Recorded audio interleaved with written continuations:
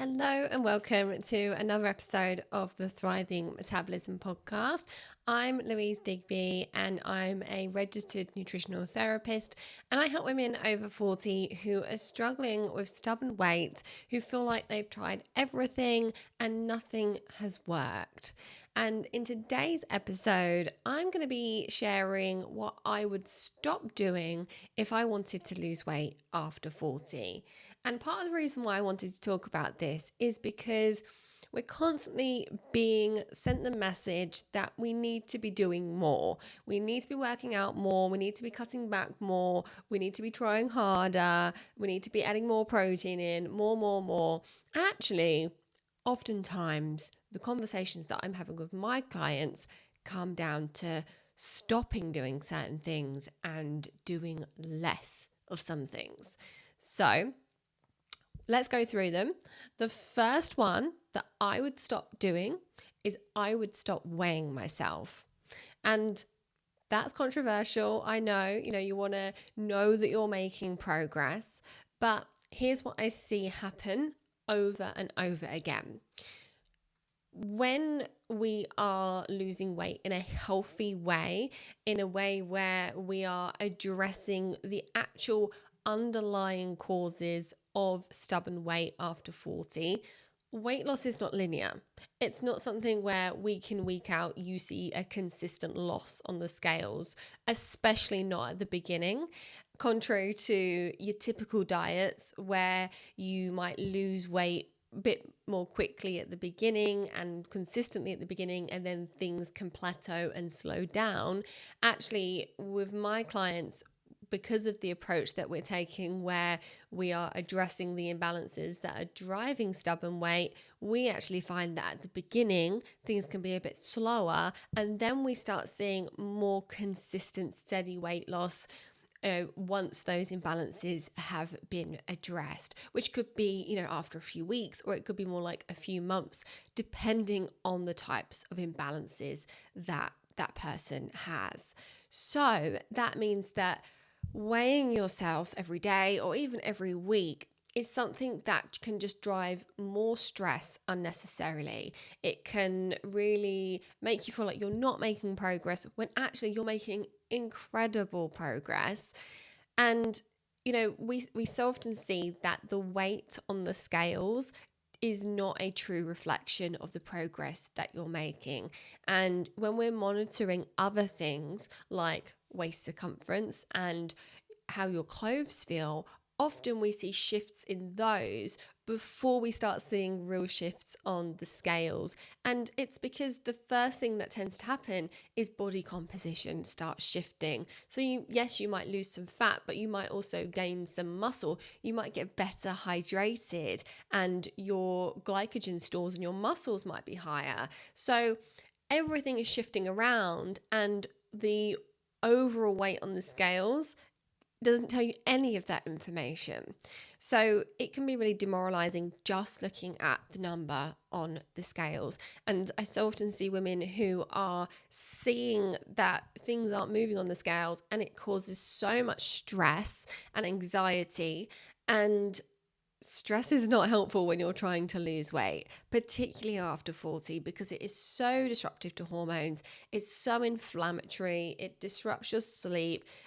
It can drive emotional eating, stress eating. So it's just not helpful. So that is why I would stop weighing myself. The next thing I would stop doing is I would stop trying to burn calories like crazy. The temptation when you are trying to lose weight is to go for that calorie deficit and try to burn as many calories as possible and consume as few calories as possible, which on paper may make sense, but the reality is that our bodies are very good at compensating. If we expend a lot more energy than usual, then our bodies will adapt and adjust the calories that we burn on different bodily processes so that we don't starve. And so the same happens if we put less fuel in our body. So our body will adapt based on the fuel that it's got. And that might not happen the first time you increase your calorie burning or decrease your calorie intake, which is why you can often see weight loss initially when you start dieting or working out more. But your body gets very good at adapting once it gets used to these calorie deficits. So that's why you start seeing less and less progress over time. And what that means is that burning more calories does not equal losing more fat. And actually, when we focus on exercise for well-being rather than fat burning, we get more benefits when it comes to fat burning. Because if we're focusing on moving to feel good, to feel happy, to feel comfortable in our bodies, if we're exercising to help prevent back pain or help keep our hips flexible or to relieve stress, then all of those things result in better stress management and better quality sleep, and both of those things together will translate into you having more energy, to making better food choices because you're not as tired, because you've got more willpower.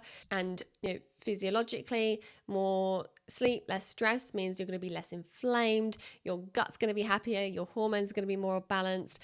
So shifting that focus from I must burn as many calories as possible to I'm going to do movement that feels good and actually brings benefits to my well-being, actually indirectly results in more progress and more weight loss. Now, on a similar theme, the next thing that I would stop doing is I would stop focusing on restriction.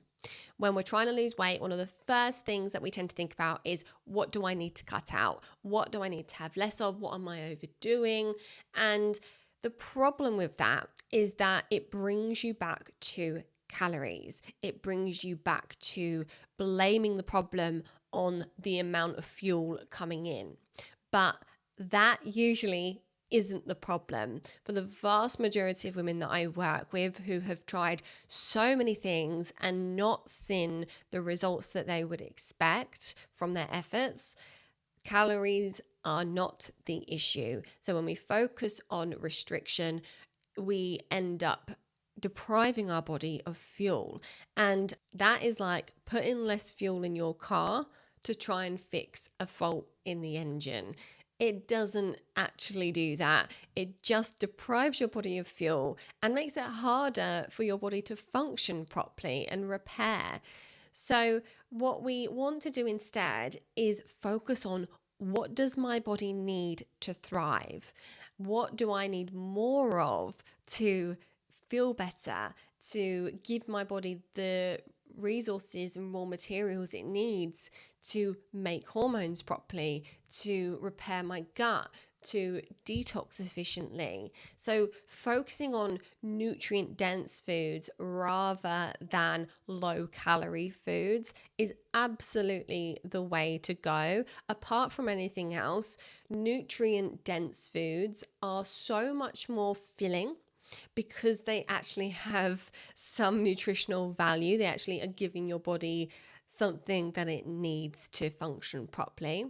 But also, when we eat very low calorie foods, I think a good example are things like the fat-free yogurts and popcorn and oat cakes, and the things that we're told are like free foods and good because they're low calorie.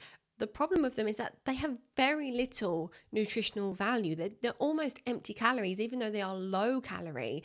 They aren't bringing much to the table and they don't satisfy you. And really, all they tend to do is raise your blood sugars.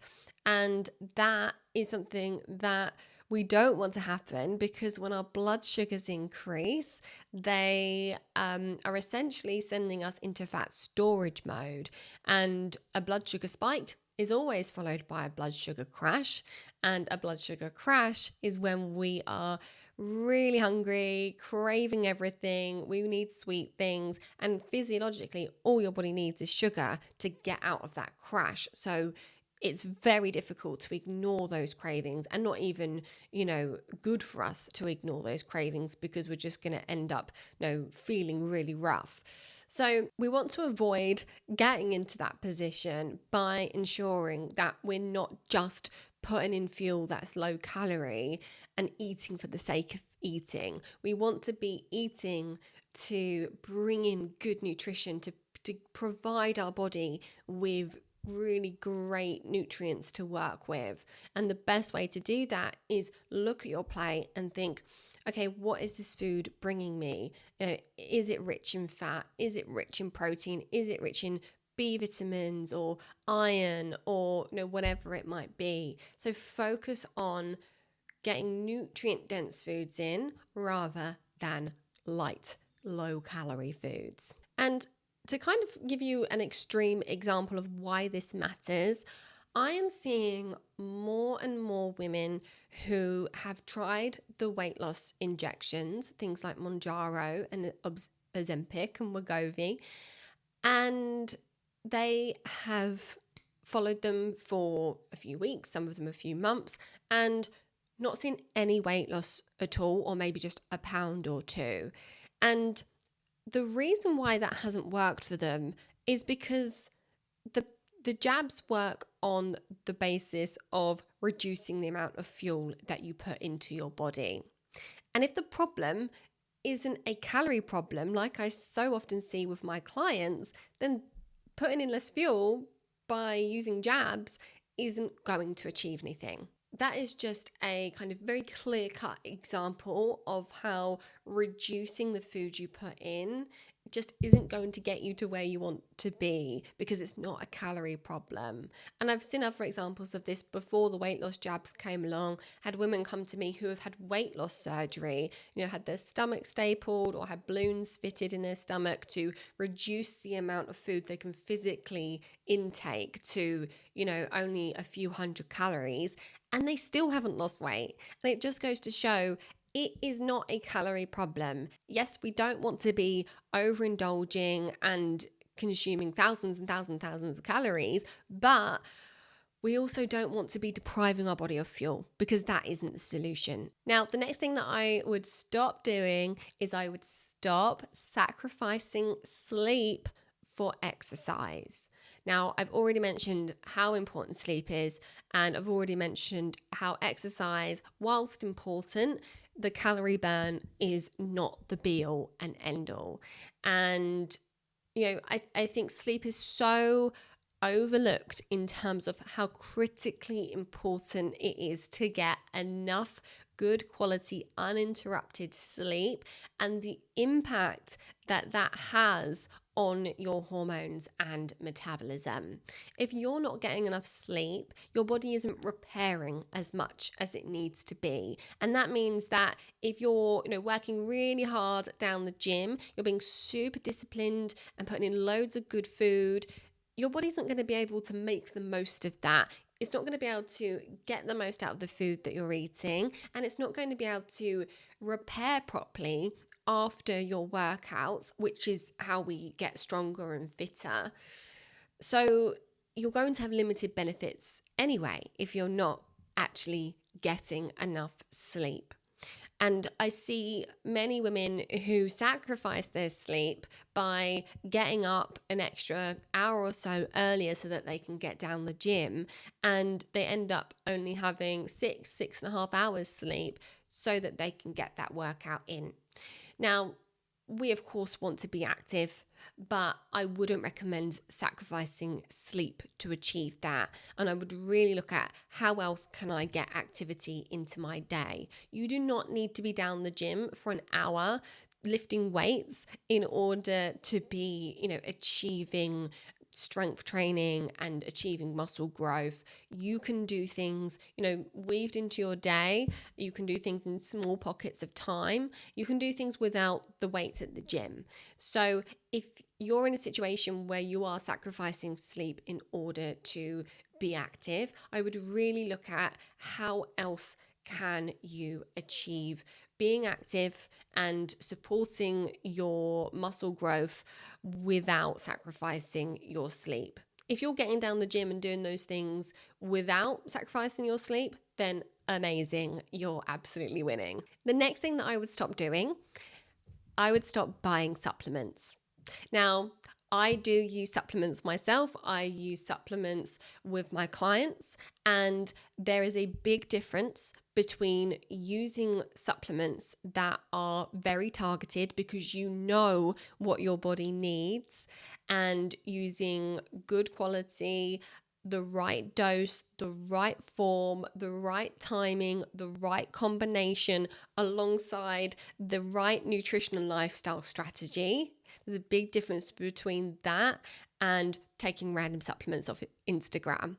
And I am seeing more and more women who are coming to me who have this long list of supplements, and they go through phases. Recently I've been seeing loads of Nutrition Geeks supplements on my clients' lists, and a few months back it was the Happy Mammoth hormone harmony supplements and various other brands. And you can just clearly see the marketing for these companies is working really well. And you know what? It's not to say that they're bad supplements, but if the supplement isn't actually what you need because it isn't addressing the specific problem that you have, it's a waste of money. And I think a good example of this is hormone supplements. Now, hormone supplements tend to claim to balance your hormones, and the problem is that hormones can be imbalanced for loads of different reasons. It can be because your body doesn't have enough of the raw materials it needs, the right nutrients to make those hormones in a balanced way. It can be because your body isn't converting those hormones into the form that they are most active. It could be because your cells aren't actually functioning properly and are not healthy enough to communicate with your hormones properly. It could be that your liver is sluggish and you're not detoxing hormones effectively. It could be that your gut is imbalanced and you're not eliminating hormones properly and they're being reabsorbed. Those are just a few ways that hormones can become imbalanced, and you can't fix that with a random supplement. And the supplement certainly won't attack it from all those different angles. So we have to know, why are your hormones imbalanced? Or if it's a different type of imbalance, why have you got that imbalance, so that we can match the supplement to your needs and make sure that we're doing the groundwork with food and lifestyle so that you don't need that supplement long term. Because supplements are really great at filling the gaps whilst you're working on the problem with your nutrition and lifestyle. They are not magic fixes, and generally they only tend to work short term. There's a few exceptions here. Things like magnesium and omega-3 are really great foundations that you can take longer term to kind of fill the gap in the diet that most people have, because it's very difficult to get enough in the diet.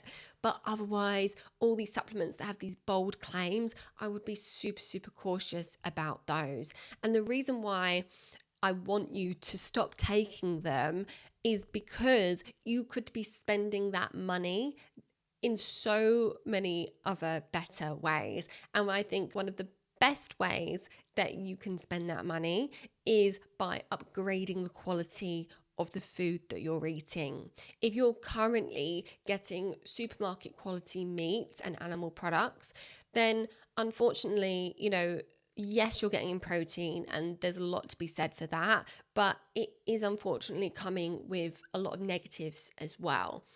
The meat from supermarkets come from animals that aren't very healthy. They are laden with pesticides, antibiotics. They don't get a lot of daylight or outside time. They aren't fed their natural diets, so they end up having a very high level of omega-6s from all the grains that they eat.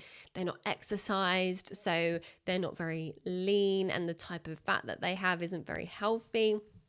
Whereas if you took that money that you were spending on supplements and you upgraded the quality of your meat to get meat from your local butchers or some sort of online meat box where the food was wild or free range, pasture fed, maybe even organic, then not only are you avoiding the pesticides and the antibiotics, but you're also eating animals that have been exercised, that have had higher welfare standards, have eaten their natural diets, and all of that translates into a much healthier product on your plate. So, good quality animal products are extremely nutritious, and the nutrients are in a form where we can really easily absorb them from the food compared to supplements, which there's better ones and worse ones, but they're still not in their food form, in their natural combination of nutrients, and so we don't absorb them as well. We don't use them as easily in the body. So there is a lot to be said for upgrading the quality of your food by shifting your budget from supplements to animal quality. Now, the next thing that I would do is I would stop skipping breakfast. Now, breakfast is something that we've always heard is the most important meal of the day, and that was just very good marketing, I think potentially from Kellogg's back in the day, but there is still a lot to be said for having breakfast, and a lot of women have fallen out of the habit of having breakfast from doing things like fasting, and basically, if we go a long period of time without eating, let's say that you have your dinner at 7 in the evening and then you end up not having breakfast until 11 o'clock in the morning, or maybe you just skip it and you don't eat until lunchtime. That's a really long time without eating. And, for some people, particularly men, it can work really well. The research shows that fasting like this can have all sorts of benefits for men, from their metabolic markers like cholesterol and blood pressure to improving their weight loss progress. But for women, the same benefits have not been shown. There are some improvements in metabolic markers, but it does not improve weight loss. That is what the research has shown.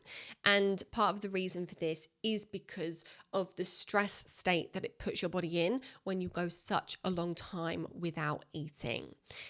So I generally recommend having breakfast, and if you can, having it within 60 to 90 minutes of waking, because when we wake up in the morning, we naturally have an increase in cortisol levels. That is what helps us to get out of bed and function in the morning, and then they gradually drop off throughout the day. If we're not eating, we can really end up spiking that cortisol high even more, which we don't want. That is something that, again, very disruptive to hormones and energy, and it can also impact the way that you manage stress and your body's stress response. It can ultimately keep you in fight or flight mode, which is not good. We want to be in rest and digest mode, because that is where we burn fat and that's where our bodies heal and repair. The next thing that I would do is I would stop comparing myself to others. Everyone is so unique, and your individual genetics, your history, your lifestyle, your demands, your support system, your taste, your preferences, your gut bacteria, your hormone balance, everything is so completely different.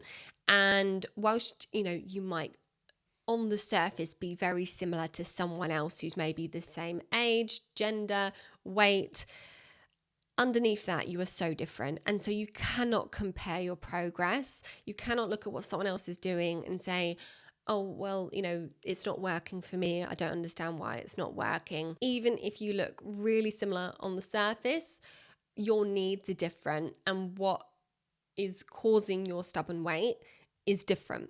So your solution is different as well. So we have to just stop comparing ourselves and stop beating ourselves up if we're not getting the same progress as someone else. You are playing an entirely different game. So stop comparing how well you do compared to someone else. And on that same vein, I would stop focusing too much on goals. And again, that might sound controversial because we're always taught it's important to set goals and work towards them and have something to focus on. And I think that's fine. We definitely want to have something in mind that we're aiming towards. But focusing on goals, or particularly, losses on the scales, are something that are just potentially going to throw you off track more than it helps to focus you. And what a better thing to focus on is intentions. And if you set yourself the target of getting to the gym 3 times this week, or drinking a few liters of water each day, then celebrate those wins when you followed through with what you committed to, rather than beating yourself up when you don't see progress on the scale, even though you were committed and disciplined. It is much more rewarding and a much more enjoyable journey if you focus on your intentions. As I said before, particularly in the beginning, progress can look a little bit up and down and skew with. And it's, whilst your body is changing and repairing, it can, be a little bit of a bumpy ride initially. So try to focus on the intentions and sticking to what you committed to do. And if you don't manage to stick to what you said you were going to do, here's another thing I would stop blaming yourself for that. Rather than beating yourself up and saying, I only made it to Wednesday and then I stopped being good and I gave up. Let's look at, why did that happen? What was it that caused you to go off track? Is it that you need to be a bit more organized and do your cooking at the beginning of the week so that you've got leftovers at the end of the week when you're running on lower energy and lower willpower, or you're busier? Is it that you need a bit more support from your family so that you're not doing everything yourself? Look at what are the reasons why things went off track, rather than dwelling on you feeling like you're a failure, or feeling like you're not good enough, or that you're never going to get there. Instead, refocus, look at why things went wrong, adjust things accordingly, adjust expectations accordingly, and get on with the next week. Okay, the last thing that I would stop doing is this is something I would start doing. I would stop. So I would stop and I would focus on rest and recovery, because it is so important to ensure that your body has adequate time for rest and recovery. As I said before, when we sleep, we are repairing, and repair is important because when we exercise, we cause damage to our systems, particularly to our muscles. And the way that we get stronger is damaging muscles, and then we put in good nutrition and our body rests and it uses that nutrition to make our muscles stronger. So if we don't provide our bodies with adequate recovery, we don't get the benefits from exercise, and we end up with more injuries. We end up with more strain on our systems as a whole. It drives inflammation, it drives hormone imbalance, and it can feel counterintuitive because you feel like, I just want to burn calories at every opportunity because I want to get this weight off. But actually, it is counterintuitive to do too much. And we want to make sure that we are building in adequate rest and recovery. Now, it doesn't mean that, you don't do anything at all and you literally just sit on the sofa on your rest days. But we want to not be pushing our bodies too hard, and we want to perhaps focus on lower intensity exercise like walking or gentle swimming, gentle cycling, maybe some yoga. So just doing those lower intensity activities rather than always pushing. That might look like one rest day per week. It might look like not having intense activities back to back, having a more intense workout one day and then having a lighter workout day, and so on. And it would also look like not doing multiple intense workouts in one day. Just be mindful. Remember that your body has to heal. Remember that as you get older, it takes longer to heal and it does need more recovery. And you'll be doing yourself some serious favors by planning in rest and recovery. Okay, well, that was my list of things that I would stop doing. This is your permission slip to try less hard. And it's not about giving up, it's not about not caring and doing less for your well-being, but it's about, rather than doing more and putting in more effort and pushing harder, it's really about working smarter and ensuring that the things that you are doing are really packing a punch and you're getting bang for your buck. Lots of good nutrition, lots of rest, and lots of empathy and compassion for yourself, because you're human and you don't need to be beating yourself up or dwelling on the scales. This whole process of getting you to where you are feeling happier and healthier and more comfortable in your body, it's a journey and it can be a long one, and we need to make sure that this journey is enjoyable, because otherwise you're not going to get there and you're not going to maintain it. So if we can find a way of living and eating that is enjoyable, then it's so much easier to sustain, and it's so much more realistic that you're going to feel good when you get there as well, and not bounce back and fall off track. So I hope this has been really helpful.